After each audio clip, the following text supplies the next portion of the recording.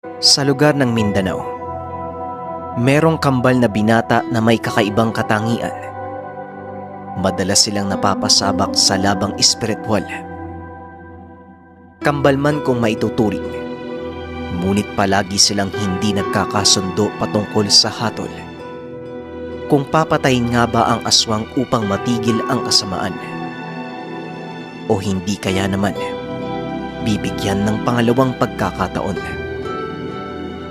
Parang pinagbiyak na bunga si William at Wilson. Ang palatandaan kay William ay meron itong balat ng krus sa noo. Nasa sinapupunan pa lamang, nagkaroon na ng isang pangitain ang matandang albularyo. Magsisilang ang isang babae ng 2 anak na merong tahas. Delikado ang ganitong kaganapan at kailangang magabayan dahil may tukso ng demonyo. Hildo at Soledad, kapwa kayo may karunungan at malaki ang naging epekto nito sa mga bata.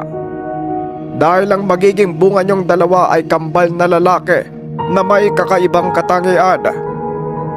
Hindi ko masabi sa ngayon kung ano ito.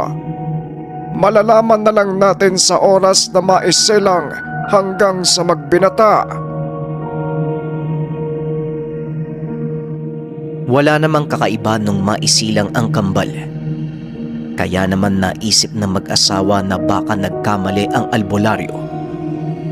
Kaso nga lang, nang mag-edad 5 ang dalawa.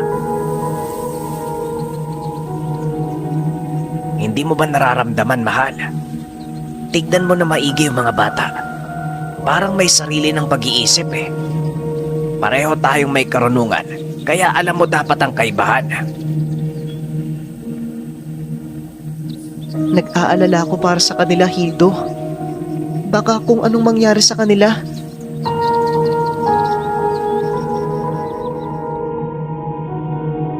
Habang lumalaki ang kambal, lula nila ang gabay ng mga magulang. Ngunit palaging hindi nagkakasundo ang dalawa. Si William ay may lakas at bilis na nagmumula sa gabay ng kalikasan.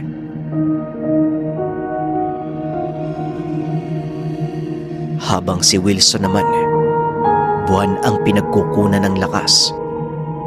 Wari ba isa itong mangkukulam? Sapagkat makamandag magsalita si Wilson, natural din sa kanya ang magkumpas ng kamay, kasabay ng bitaw ng malalakas na tigalpo. At higit sa lahat, may bilis at lakas ito ngunit itim ang presensya.